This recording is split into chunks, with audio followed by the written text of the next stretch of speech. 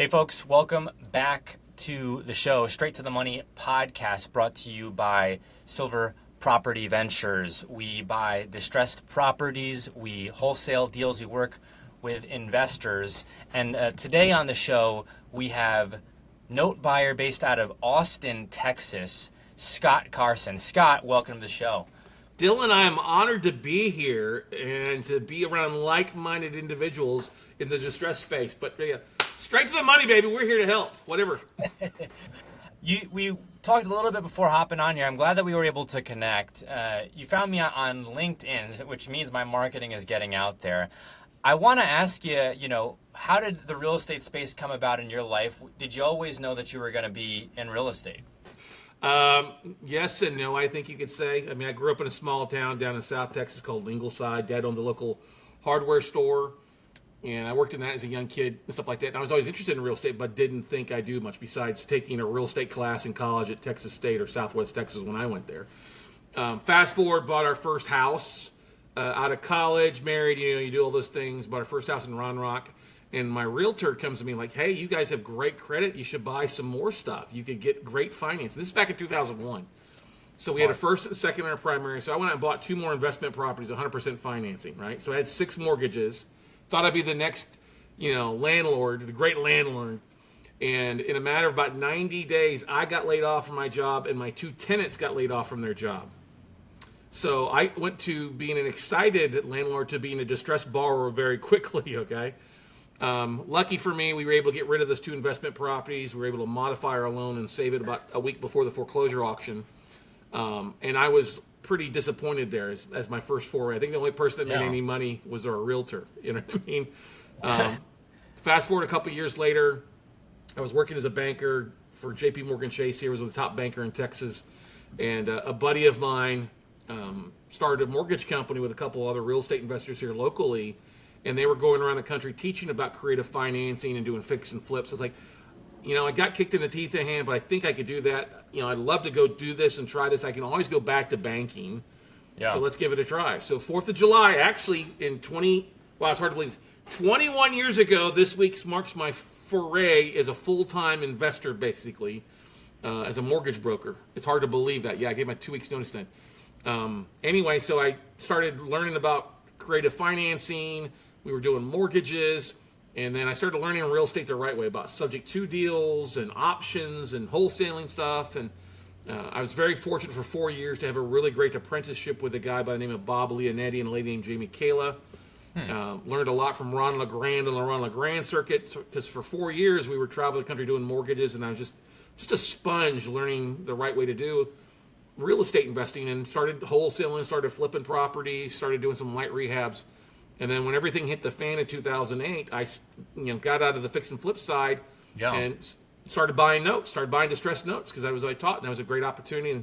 And now, fast forward 17 years later, we've bought thousands and thousands of non-performing mortgages on residential and commercial properties, and just had a blast doing it. I like being the lien lord. I like being in the distressed note space. It always pays to be the bank, and it's definitely a niche. I'm only one of like 4 people in the country that teaches like that niche of note investing out there to other investors, but I love what I do. It's always never a dull day. Like yesterday, I was looking at 187 notes from one hedge fund. I got 3,000 other notes in just a few minutes ago. I was looking at before we jumped on here from a hedge fund out in California to review. So it's a lot of fun. I love what I do. It's an alternative for these people versus foreclosure, right? Yeah, exactly. So when I buy the debt, I'm usually buying it on a note or a mortgage where somebody hasn't paid in 6 months to 6 years. So they're already behind. And we buy in about 20 to 30 states. When we buy that debt, we're buying it at a discount, because that's how we make our money. We create our own equity. Right. And then how we make a good return is either A, go to the bar, say, hey, Dylan, you haven't paid your mortgage in 6 months. What happened? Did mama die? Did grandma get run over by a reindeer? Did you get divorced? Do you have sickness? Do you want to stay or do you want to go? And if you want to stay, we're glad to help rehab you and keep you in the property and get you making payments on time through some sort of payment plan. If that doesn't work, then we can give you cash for keys to walk. Right. Or help you sell the property and make it a win-win. Or if you won't work with us, you tell us to go pound sand. I'm the lender. I have the same rights that Bank of America does. I can foreclose and then take the property back or sell it at auction. So our preferred strategy is to keep people in their houses. But that's what we do. I mean, about 70% of the time, we're able to keep people in their homes, work some sort of payment plan out with them. That turns into a double-digit return for us. And then I'm not responsible for toilet sinks and trash outs. I've been there, done that, got the scars and the tattoos. Yeah. But yeah, it's a great way to help make America great again, one distressed borrower at a time. So how does it? Yeah. How does that work if they're not making payments to their lender? Why would they start making payments to you? I mean, they're facing foreclosure either way. Great question. That's a great question. It's the number one question we get. Why wouldn't the bank go ahead and foreclose? Because you got to realize banks have thousands and thousands and thousands of these properties. They're going to work at the higher value ones. We work in the, don't get me wrong, we bought $1 million loans, but we buy a lot of lower valued stuff too. But the banks often want the people, you got to think, you've got people in loss mitigation or customer service that are making like $18 an hour. They don't give a rat's ass about this borrower. Yeah. And they usually want the borrower like, oh, you're behind because you're out of work. Well, you got to bring the full year to the table. And they just don't have that. With my team, when we buy a note at a big discount, now we've got a lot of flexibility because A, the bank was happy to sell it to us at 50 cents a dollar because they can collect that. They can go now lend that out, 50, 40 times. They don't have to deal with foreclosure. We have much more flexibility now because we're in at 50 cents of the dollar. We can say, hey, Dylan, I know you can't pay 12 months of back payments, but can you bring 3 or 4 months to the table? Can you bring a couple months or a couple grand to the table? Can you pay $100 extra per month to get you caught back up? So we've got a lot more flexible strategies to do it. Don't get me wrong, we got to foreclose a chunk of the time too. And we buy stuff that we do just foreclose on because it's vacant or the borrowers have walked away, they're deceased. But the great thing about that is the banks like to work with us because they can literally get that money now. They don't have to wait around 3, 6, 12 months for foreclosure to proceed, depending on which state it's in. They get the money to move on, and then we've got the flexibility and can really work with the borrower to create a payment plan that wins for both parties. So, I mean, I'm a real estate agent in Dallas. I almost want to, at some point in maybe the near future, deactivate or not renew or hand in my license so that I can do some more of these strategies, because so much of what I do, I feel like I'm handcuffed with the real estate license because you have this greater responsibility for anything related to real estate. You have to disclose. For wholesale, it's even difficult. Right. In the note buying space, for instance, if I was to go in and buy these notes, these people find out that I'm an agent. Now I'm like taking their house. No. Hang on. Let's. You're merging the two together. You're thinking you're coming from a property. Yes, you're buying a property. Okay. When you buy the note, you're not buying their property. You're the lender. And there are servicing companies, third-party servicing companies out there that do the collections that will handle the foreclosure. Your name, personal name, doesn't need to be disclosed. If you're using an LLC, the LLC is the investor. It's not you, Dylan, realtor, to do it. We have plenty of students that are realtors that do the real estate side of things, but they also buy notes, and that's handled through a third-party servicing company. That's who the borrower is contacting to make payments. That's who's contacting the borrowers to try to get them back on track besides the attorney. So it's not a conflict of interest. You don't have to disclose to the borrower, hey, I bought your note. Well, your LLC isn't you. You know what I mean? So it's right. not the, but I agree totally. It's becoming harder and harder for wholesalers and other investors to be able to flip properties and get into it. And if you are a licensed agent, yes, you've got to disclose that. And that can be good. It can also be bad for you in a lot of cases. Cause I want to ask you about getting into the note buying space. So I've seen a couple people. There's a guy out in Florida who I know very well that are really highlighting the fact that you can buy some of these notes for pennies on the dollar, like for next to nothing in some cases. Now, not all the time, but in some cases. Those are the deals that I actually want. Because I think in many cases the headache that's involved for, heirship and probate issues and so on and so forth is so tremendous that people will be willing to kind of part ways with it as long as it doesn't go to foreclosure, so to speak. But I'm curious to get your perspective on that. So first thing first, let's make some clarifications because I want people to realize this. We used to be able to buy notes for like 5 cents on the dollar. I mean, I was buying in God's waiting room, Florida condos on A1A for $5,000 back in the day. All right. Bought hundreds of these condos. We took them through the foreclosure process because people were way upside down. and sold them in the auction or held them for a while. And it took 2 years to foreclose on a lot of those in Florida. Texas is a different story. Texas is the fastest foreclosure state in the country. So stuff in Texas is more expensive than, say, in Florida or, say, Ohio, which can take 9 to 10 months, or Indiana, which is 9 months. Texas and Georgia are the two fastest foreclosure states in the country. Now, the thing is, when we're buying notes, we still buy at big discounts, 50 cents on the dollar a lot of times. That's a phenomenal discount off of either the value or the balance, whichever's less. Yeah. Okay, so we might be at 25 cents on the dollar of value. Now, we don't have the whole equity, but we have what's owed on the value of the note. So, yes, you can buy these at a discount. And then the fact that there's multiple exit strategies. It ain't just foreclosing and selling. It's try to keep the borrower in the property. You could do a deed in lieu. You could do a short sale. There's a whole variety of different exit strategies to go along with it. But it's a lot less headaches because, as a realtor or a property owner, what are you dealing with? The property management, the rehab, right? In a lot of cases. Right. But with us, if the borrowers won't play ball, then we just stick it with our attorney. We pay our attorney $1,500 to foreclose in Texas, $3,500 to $5,000 to foreclose in Florida. They handle it. It forecloses. We bid it at auction. We could sell the note actually at auction as an REO sale, just like other lenders do, and we're done with it. We get our check. We bought it at 50. We sold it at auction somewhere between 80 and 90. That's a good day, right? Yeah. No property management, no toilets, no worrying about, little Timmy, flushing his rubber ducky down this toilet. The other thing is if we buy a non-performing note and we get the borrower back on track, which we were able to do about 70% of the time, we're doing that in like the first 60 days, right? So now the borrower's excited to be back in there. They put some skin in the game to stay in the property. After 12 months of on-time payments, that note is reclassified on the secondary market instead of as a non-performing note, but as a performing note. So if I bought it at 50 cents, I could turn around and sell it at 85, 90, back to banks or other institutions or IRA investors. I got some skin in the game for the borrower on the front end. I got 12 months of payments, and then I got a 35, 40% lump sum at 12 to 18 months. That's a good day without ever owning the property. I still put insurance on the properties and make sure insurance is on there if the borrower's not paying it. I got to double check taxes, make sure the borrower's paying the taxes. If they don't, then I got to pay that to avoid a tax sale. And making sure that the due diligence is right. But really, Dylan, what I'm buying isn't the actual property that you're going to go out and knock on the door and paint or carpet. This is what I'm buying. I am buying this loan file. This secures my collateral of the property. I don't want to own up with the property, but if I do, this is the power of. This is why I say the pen is mightier than the hammer. You know what I mean? Yeah. I want to ask you about kind of the entry point for people, or how I want to get granular really and talk about logistically how much money people need to have saved up in order to execute on some of these strategies.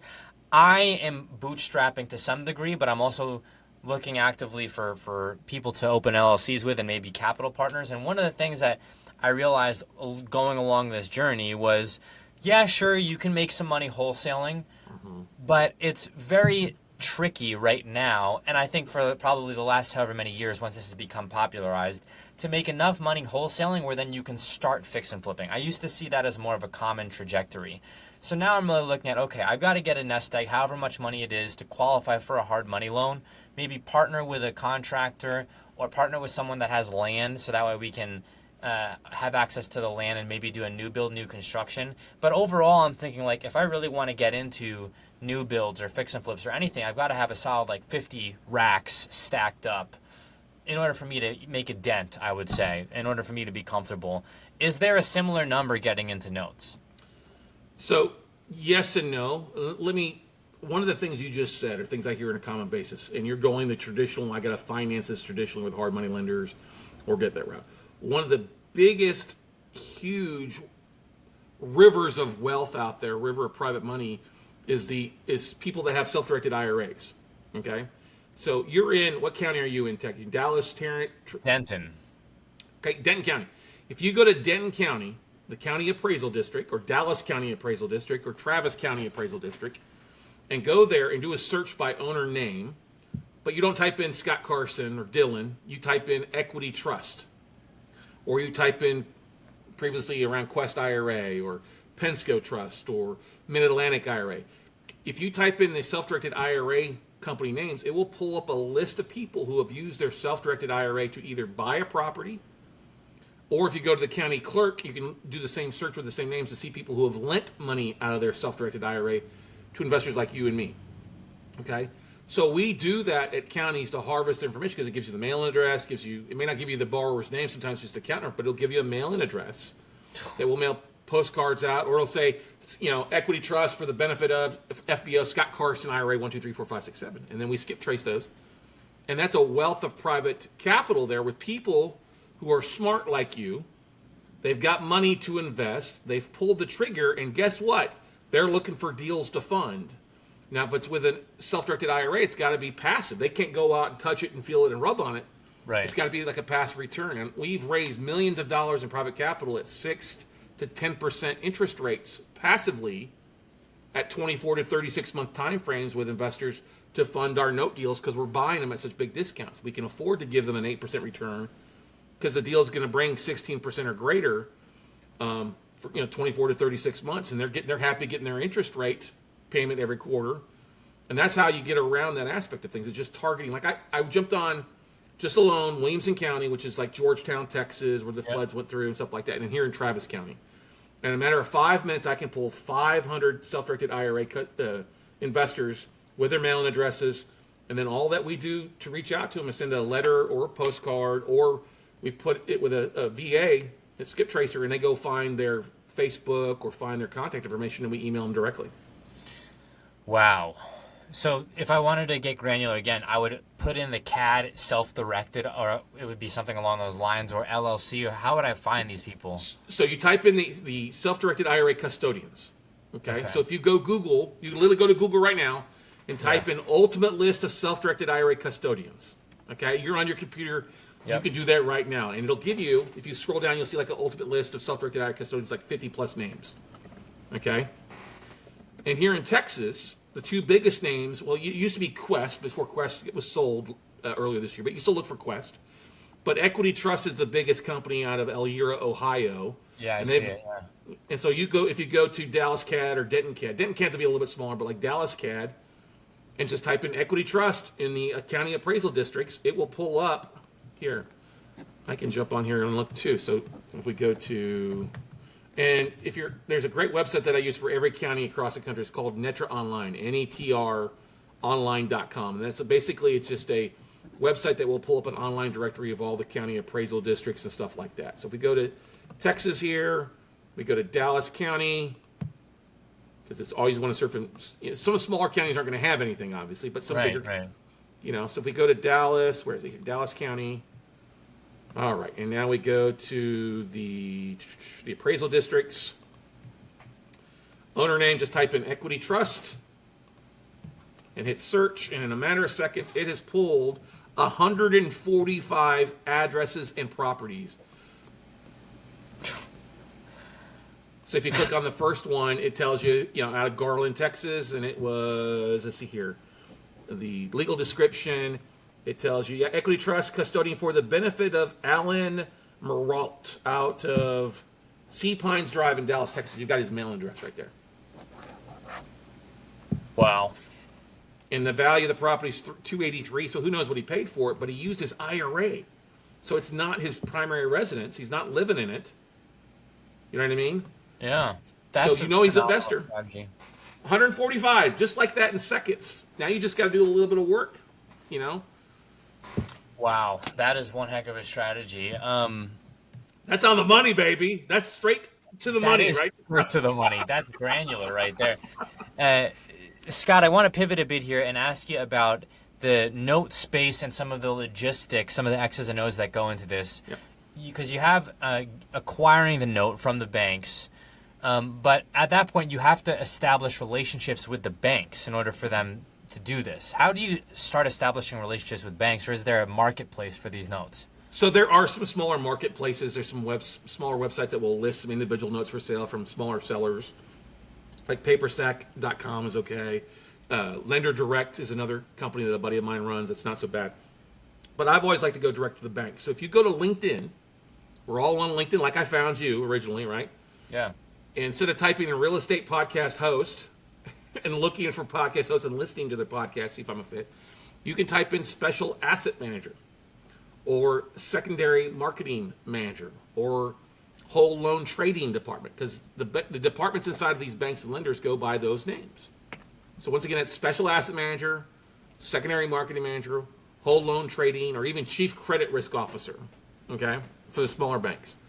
And that'll pull up, if you search by that job title, it'll pull up all these people in those specific functions at banks. And it's just a matter of sending out invite requests from, hey, see that you might be the right person at ABC Bank. Are you looking to get rid of any of your notes this quarter? I'd love to talk with you. And that's what we used to do, was literally just send individual requests out to those people and make connections that way. You sign usually a non-disclosure agreement with them. They send you a spreadsheet, which is called a tape. It may be one note. It might be 1,000 notes. It just varies from lender to lender. But what we started doing is putting this email list together of people, and over the last 15 years, we've got a list of over 5,000 asset managers that we can just drop an email out to once a month. Hey, what do you have in your books this month? You could also find note sellers by typing in note sellers or note portfolio manager, but also look at like servicing conferences. Like most states will want you to have a debt collector's license to be a note investor. The way to get around that in 75% is to have a third-party servicing company who's licensed in the state that note is in. And when you're a note investor, you're going to pay a servicing company, $15 to $25 a month for a performing note.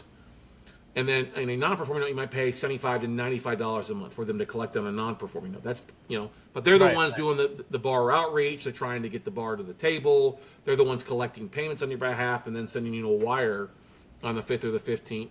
Or they send you, we have an email campaign back and forth with our servicer once a month to see where we're at in the portfolio. Who paid this month, who didn't. If those didn't pay, haven't started paying, then we put it with our attorney in that state, and the attorney's going through the foreclosure process. So as a note investor, you never want to buy in your own name, so you always want to have an LLC, okay? You can use your IRA if you want to, but I don't necessarily recommend it. You want to have a little bit of asset protection, so have it in an LLC. You can use trusts as well, but LLCs are usually the most common stuff. Then you're going to have a servicing company, and then you need to have a real estate attorney in each state that you're buying. And then understand the biggest thing that you're going to be doing is usually going to be finding notes and raising capital and putting the heavy lifting. Like as we say, instead of rehabbing the property, you're putting it with the servicer to handle the rehab of the borrower. I don't talk to borrowers. You should not talk to borrowers. You also have to, is what we found. Now, I've talked to borrowers in the past because I come from a mortgage background. I've taken some licensing classes for that, and I can get great with them.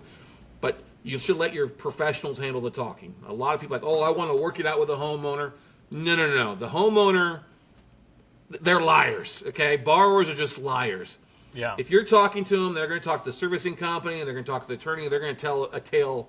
So leave it with the servicing, professionals, your team there, or the attorney to talk with the borrowers. I mean, you can always direct them. Hey, I bought these 5 notes. I'm glad doing modifications for these 3, and I want to foreclose on these 2. You can go that route. This beats the heck out of wholesale. Yeah, I mean, look, I always said that wholesaling, and you can wholesale notes too. Don't get me wrong. You can wholesale notes or real estate either way. Wholesalers are the guys and gals that work the most, but they make the least amount.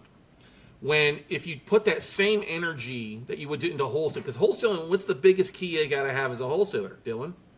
You got to have a good list, right? A buyer's list, right? Yeah. Well, if you put that same effort into building a list of investors, it's the same work. You're going to make more of the lion's share instead of a fee, a broker's fee. Your IRA investors are often a lot of note investors as well too. So it's also a buyer's list versus just a funding list. So I always tell folks that are wholesalers that come in notes, if you have a database, reach out to those that you've closed deals with. Say, hey, I know that you've bought this deal from me, you made some money. I appreciate that in the past. I was curious if you're interested in funding a deal that we could pay you 8 to 10% return for 24 to 36 months. Because a lot of people out there are looking for deals. They just can't find good deals. And we see plenty of deal flow in the note space.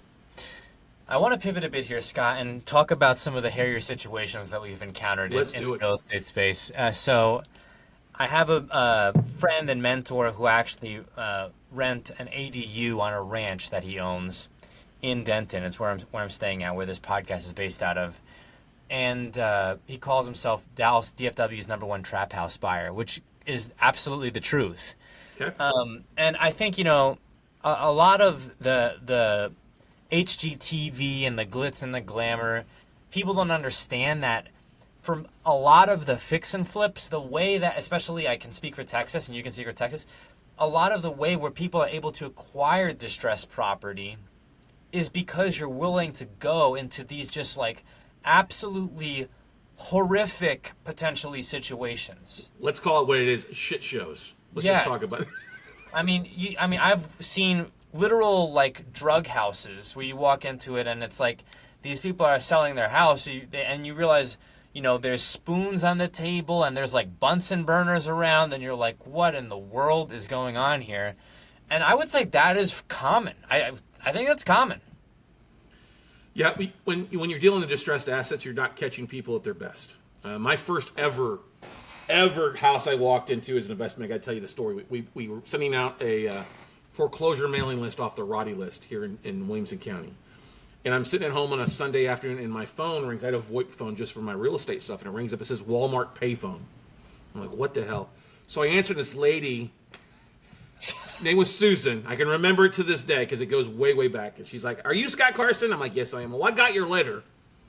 I'm like, oh, really? She goes, yes, take my number down or take my address down. Can you come by my house tonight at 7 o'clock? I'm like, yeah, I guess so. So the address is 207 Sill Cove in Cedar Park. It's so grained in my head. She's like, I got big dogs. Come ring the doorbell and go stand by the garage. I'm like, okay. It's kind of cold. It's early February. We had a little bit of ice here. So I'm like, okay. So she sends me her address. And like me as a new real estate investor, I'm getting all excited. I pull up a Google image. It's a D.R. Horton or a KB Home, kind of the box here, big boxes, I see it's on a third of an acre with on a cul-de-sac. I'm all excited about values and what she might have. So I drive up there, knock on the door. Sure enough, I hear 4 big dogs. I go stand by the garage. And that's where it goes ugly and stinky. So she comes out a few minutes later, the garage opens up, and it's like one of those scary movies where all the mist is coming out underneath there. And all I see is this car parked in all these black trash can bags with like dog shit everywhere. And this little lady comes out about 4'5", okay? And she's about 4'5" wide as she is tall, right? And she's like, are you Scott? I'm like, yes, ma'am. Who else would it be? And this whiff of dog shit hits me on this cool Sunday night. I'm like, oh. And we're talking a little bit. She tells me she's got this house here. She's owned 4 houses, lost 3 of them, and she's facing foreclosure on this one. So, well, let's help you. I said, but I got to go inside, take pictures, see what is inside. She didn't want me to go inside. Well, finally, she let me go inside, and it was a shit show inside, literally. She had 4 bathrooms, or 3 full bathrooms and 1.5 bath. The water had been off for 4 months, okay? She's still been using the toilets and then the Homer buckets from Home Depot to do her business in. Okay? Dirty dishes everywhere. Dirty dishes and rotten food in the sink, flies everywhere. But the worst thing was when I walked into the carpet in the living room, the carpet went squish, squish, like water, right? Well, her 4 big dogs weren't going outside to do their business. They were doing their business in the house. The bottom, like 2 feet of the sheetrock was all a yellow tint from them pissing. There was excrement everywhere. There was clothes everywhere on the couch. She sat down, and one of the dogs immediately, who I just seen run through all this, jumps up and starts kissing her on the mouth. I almost vomited. I mean, I was just stunk. It was horrible. I didn't want. She's like, you don't like dogs? No, I like dogs, but it was a little skeeved out. So we walked around, took pictures. It was disgusting. Sent the pictures into World Savings, who was a lender trying to do a short sale.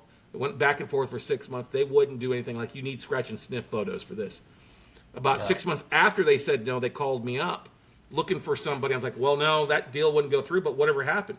Well, the lady ended up dying in the house, and her dog started feasting on her because nobody found her for 2 weeks. And it was just a disgusting thing. I mean, I tried to do as best I can. Somebody else was able to get something done, but that was my first experience. I remember driving home and calling my wife to say, honey, put the garden hose in the garage and some clean clothes because I'm getting rid of this, throwing my shoes away and everything. That's what makes you. I've also rehabbed the worst roach-infested property in Utah. One of those hollow walls in the middle, and I knock it down, and it rained down la cucarachas on me. So at that point with that Utah home, are you buying it for like lot value, or is it worth something? No, it was worth something. It was not trashed out. I mean, it had some work in it, but a hoarder was living in it originally, but we cleaned it out for $1,500. We had the got junk guys come and get a lot of that stuff off, and then we paid a couple cleanup crews $1,500 to go in and haul stuff off. But that wall, it was just messy. I mean, it was cosmetic stuff on that case. In a lot of cases, the floors were good. I was planning on knocking out this wall when we'd open it up. $12 25 grand later, it was we made double our money on that deal, but it was a distressed asset. I mean, You I've know, walked into so many of those homes, as I mean, you've walked into Upteenth more, but it's really kind of humbling to see some of this stuff because it makes you realize there's homes like this in every nook and cranny in every American city, and not it's always bad neighborhoods either. You'd be yeah, no, surprised. Yep. and homes where dogs and cats and the home is falling apart and there's cans everywhere and you're walking in and you feel like you need a gas mask on Yep. just for the debris that you're sucking in. You feel like you're giving yourself like, cancer walking into these places. Mold, black mold in a lot of these houses. So that's why I got away from rehab. I mean, don't get me wrong, we still rehab some properties that we take back. We recently rehabbed a property in Anderson, Indiana, remotely. Another one down in Naples, Florida, all remote because we're buying at a price. And I don't want to go out and walk this. I'll go out and have my realtor do a walkthrough with her phone, do a video, take some photos, and then we'll rehab those remotely for the most part. But the great thing that we see on the note side, it's a little bit different, is we're seeing the comments, the servicing comments between the borrower and the homeowner. We know if it's distressed. We'll send somebody out to review the property, look at it, see what it looks like from the exterior, peek in the windows if it's vacant. So we know kind of ahead of time if it's going to need a lot of work or not. I mean, in the rare cases where we don't get interior views or don't have an idea what it is, we've got forced place insurance that covers our ass in case it's a mold issue or a drug house or a crack house that you've got to strip all the way down into the studs and seal everything. I mean, I've seen those houses. I've seen houses where they've had the electricity shut off and then like hot wired electricity from the street type of thing. I bought a duplex in Phoenix, bought the note, and it was an investment property for this guy that lived on the other side of Phoenix, and he just stopped working on it. Wells Fargo was the original lender on it. And I sent my realtor friend out there, Bobby Waymore's her name, and she drove by the property. It was a duplex, and there were two bums living in it, two homeless people living in it. And on one side of the house, they were running an extension cord outside to the neighbor's house. On the other side, they were running a hose into the bathroom from the neighbor because both neighbors weren't home, but they were still in the utilities and living that life in there. They had a big screen TV on the wall, watching TV. It was just kind of crazy. It's crazy. I mean, I've seen so many of these instances, Scott. What it has made me aware of is, to your point, like every nook and cranny, even upscale, you'll find these deals. And right now in my business, I'm passionate about infill lots and land and developments and modular homes. I haven't thought about the note space, and I think that a lot of times when I have thought about the note space, I've thought of it as kind of like a graduation from fix and flip or from midterm or long-term rentals. But now talking to you, it's made me realize I don't necessarily think, I'm curious to hear your perspective, I don't necessarily think you have to have that experience. You don't have to have that experience in order to go into note buying. No, you don't. It does help. Don't get me wrong. The more knowledge you have, my mortgage background obviously helped me. My rehab background obviously helps me do things. But I always tell people never buy a note that you don't want to end up owning the property. If you want to just own clean property or clean-looking assets, then just buy clean-looking assets. If you don't mind a little bit of work, then do more of the granular level in it. But you said a very good thing. Most people, when they think of note investing, they think of the creative originating side. They think of creating a note or selling on terms. Right. In owner financing. That's very common. But what I do is it's a niche within the niche. It's a whole different side of the ball game of buying direct from banks and notes, and it's been around since the first note was created, But it's a different mindset being a banker's mindset versus a property owner's mindset, And there's, don't get me wrong, I think what you're talking about, the infill, I think there's a lot of opportunity right now. I think there's, especially right now, how unaffordable housing is all across the country. Yep. I think one of the biggest opportunities is to take some of these infill lots and see them get them approved and just throw some RVs on there, some campers on there for affordable housing. Buying some of these micro houses, giving people an opportunity to live. It's not going to be their dream home, but it's definitely a home. You know what I mean? It's a roof over their head. It's a lot cheaper than being homeless or paying through the nose for rent. I feel that I'm from northern New Jersey, and I don't know exactly where the home prices are now, although I do know from speaking with a lender out there that you need a average household income of $220,000 a year in order to qualify for what would be considered middle-class housing. And over here, of course, those homes would be maybe $350,000 to $400,000. Over there, probably $800,000 to $1.2 million. Yeah, I mean the ratio of home prices to income is a lot higher up in New Jersey than say here in Dallas. I mean Austin, it's higher than it is Dallas. Yeah. It's just become so unaffordable. But it's also too, we have a affordability issue. So many new homes are that second tier level. People get into it and they want to buy their forever home now when they're straight out of college. I'm like, that's just not the case. It's just not feasible. Right. You're not going to make six figures right out of college unless you're doing something or you gave up on college and you got an OnlyFans account. Who knows? I should start an account called Only Notes. Maybe I would do. You get some clicks, that's for sure. Yeah, exactly. So I actually had. Give me 1 second. I think I've got something here. So if we look at like New York, Yeah. which is a little bit different market than New Jersey, obviously, but Yeah. like New York, it's like a 7-to-1 ratio. So it's 7 times the value of somebody's salary on average to buy a house in New York. New Jersey is 6.5 is the ratio, 6.5 to 1 of what the prices are compared to average income. It's crazy. If you Just compare that to unaffordable. like San Marcos or like, Oh my God. what would it be? I don't have San Marcos here. That's kind of rolled into Austin. Uh-huh. But the Austin market is, I can tell you what that is here just a second. I got a list here. Austin, Texas, not Austin, Minnesota. Austin is 4.4 to 1. So 4.5 times what your income is to the pricing. It's a little bit more affordable here than obviously Yeah. New York, New Jersey, but it's still, compared to income, it's different. I think when I'm hugely empathetic to this.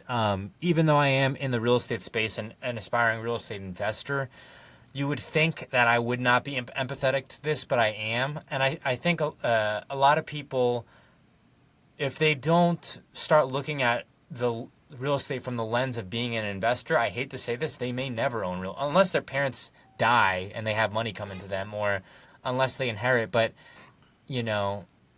I'm actually not bullish. I'm bearish on the concept of younger people owning homes. I think unless they make, that large income, or unless they are able to, marry into money, or just have two people in the same household with money, I think it's tougher and tougher. How are teachers who are making, $60,000 to $80,000 a year supposed to be able to, specifically on the coast, but even elsewhere, supposed to be able to qualify? I think some of them do, God bless them, but a lot of them don't.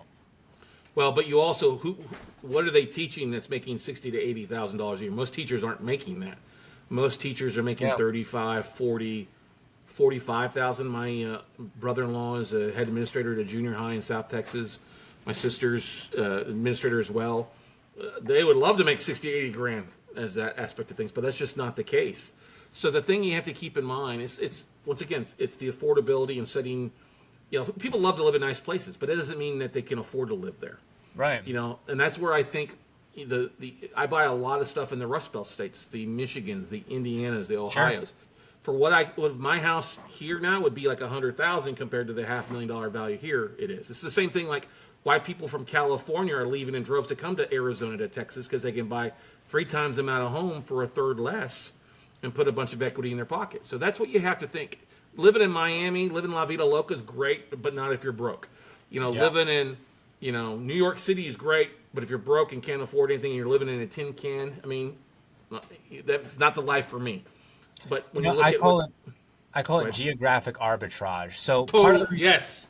Part of the reason why I'm in DFW is because being from northern New Jersey, of course I miss home. I miss Italian food. I frankly miss Italian people. I'm not, but I can fake it. And also I grew up around that, so I miss it. Do you miss the fresh air of New Jersey? Yeah, Elizabeth. Yeah, New Jersey. Yeah, it's great. But, I of course I miss home, the concept of home. But I also know that I'm going to pay $40 to go park my car to eat dinner out with my family. I also know that in order for me to go to the beach, I have to pay like $20 per day, not per summer, per day, right? I also know that everything costs more. Food costs 50% more. Going to the movies costs 50% more. And so when I think about all those things and I think about what I want to do with my life, as far as from the real estate standpoint, I'm like, I don't want to take the hardest path. I want to give myself the best possible chance to succeed. So where are places that people can do that? Texas, Arizona, Oklahoma. You mentioned Rust Belt states. I'd throw in like a Wisconsin in there as well. Yeah, totally. I mean, the property taxes in Wisconsin might shoot you down a little bit, but it's still much more affordable for housing there compared to Texas here. So Yeah. looking at opportunities, I mean, yeah, you got to deal with the cold. If you're up north, that's fine. It's all about what you want your quality of life to be in a lot of cases. You know what I mean? When I was a financial advisor for J.P. Morgan Chase and a banker, I used to have a can of beans on my desk and an A1 steak sauce bottle. And when people would sit down with me and we start talking about investing, I say, okay, what do you want your life to be when you retire? Do you want to live on beans or do you want to live on steak? I said, well, I want to live on steak, not beans. Okay, so now it means you need to eat more beans now and save for the steak later in life. There's ways to do that, but you got to be smart. And I think, honestly, while we have the gig economy with Uber and DoorDash and all those things are great, that actually is eliminating a lot of wealth because people are inherently lazy. So paying $25 for a $5 Big Mac that you could buy separately because you're paying all those fees and tipping is killing you. I mean, cigarettes, going out for a night in the town. I hate going out on a night in the town because what I pay for one drink, I could buy a 12-pack and drink or a bottle of bourbon back home and be even smarter and not have to worry about a DWI. You know what I mean? You're spot on. I mean, you mentioned all of those things, and it's all of it is a risk factor. I've traveled abroad, and honestly, that I got my passport 2 years ago. That was what changed things for me because I actually sold the car that I loved, Dodge Challenger RT, Hemi, red leather interior. Boom, boom, the big engine. There we go. Yeah, exactly. I loved that car. I sold it. I regretted it because I had to pay $5,000 to sell it. But I regretted buying it, not regretting selling it. Yeah. And one of the things that traveling taught me is that these things that I truly, in my soul, felt like I needed in order to be like, okay, I made it, were like not even in the thought of people in other parts of the world. Like they're living actually great lives and not even concerned about what kind of car that they own. Yeah, there's a movie Up in the Air with George Clooney, and he says in that movie he's talking about that the things that we own end up owning us. Back in 2010, after I went through divorce and a partnership breaking away, I thought about that whole commercial that I was seeing on TV about going around to all the Major League Baseball parks. I said, well, I'm single now. Why not? So I planned this trip. Well, to plan this trip, which I thought would take 30 weeks or longer, I literally decided to sell everything I owned. I got rid of the house I was living in. I did a garage sale 2 weekends in a row. I kept literally my truck and my dog and some clothes. That was about it.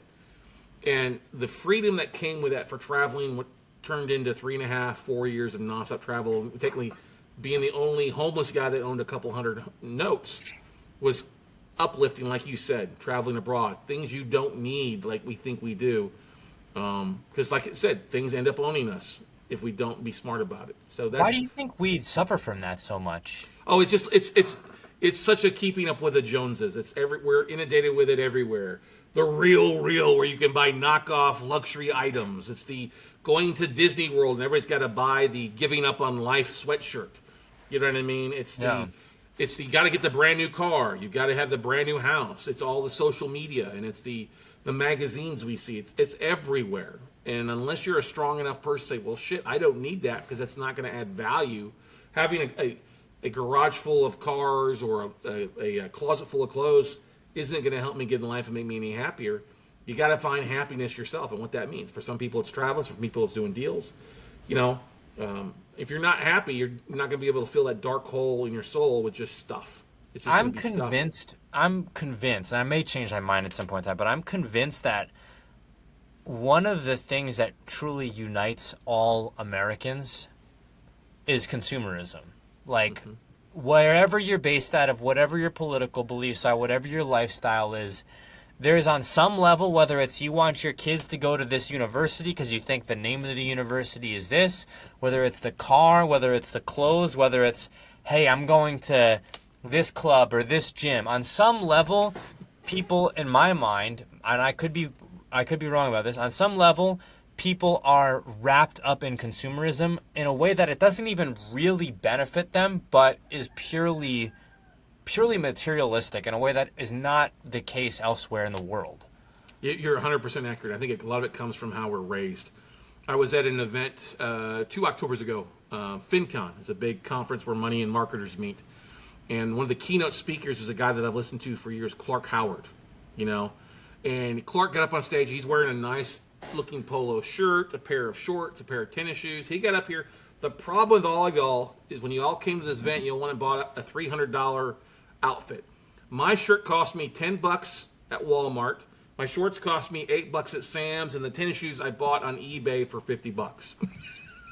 That's why I'm wealthy, because the other $200 that you guys would have spent, I put into my IRA, I put into an investment, got it working. Our buying decisions affect where we're at, and we're all at where we're at today because of the decisions we make on a daily basis, whether it's to put the money away or to buy a shirt or whatever. And we all have different habits that are good or bad. Some people like watches, some people like cars. Yeah. If you can afford it, great. But if you can't afford it, quit keeping up with the Joneses until you can afford it. I've got a mentor, Greg Reed, who's the author of Think and Grow Rich, 3 Feet from Gold, and he always says, Don't fill up the cup, the world's cups. Fill up your cup first, and feed the world with what overflows your cup. So take care of your needs first, your finances first, your financial standing, and then worry about what everybody else has. Scott, we are coming up on time here. Where can folks go if they want to reach out to you or maybe learn more about the note buying business? Sure thing. Really easy. Just go to our website, weclosenotes.com. It's very easy, weclosenotes.com. We've got the #1 podcast, #1 YouTube when it comes to note investing. This is the Note Closer Show. We're actually excited coming up on our 1000th episode here in the next month. But go there. If you'd like to learn about note investing, we've got classes there. But we've got a free class that we'd love to give away. If you go to noteweekend.com, you can sign up for our one-day Cliff Notes version of how to find, fund, and flip notes. It's free. It's about 3.5 hours. You can watch it. No credit card needed. Go watch it. See if notes investing is right for you. But most importantly, while you're listening to this right now, I need you to go over and hit that subscribe button and make sure you leave Dylan a 5-star review. We as podcasters love to see that stuff. And he's busting his ass here. He is bringing you the money on Straight to the Money podcast and doing a great job. So make sure you leave him a 5-star review. That's right. Scott, thank you so much for coming on the show here today. Hey, man, it's been a pleasure, man. Good luck. We'll talk to you soon, bud.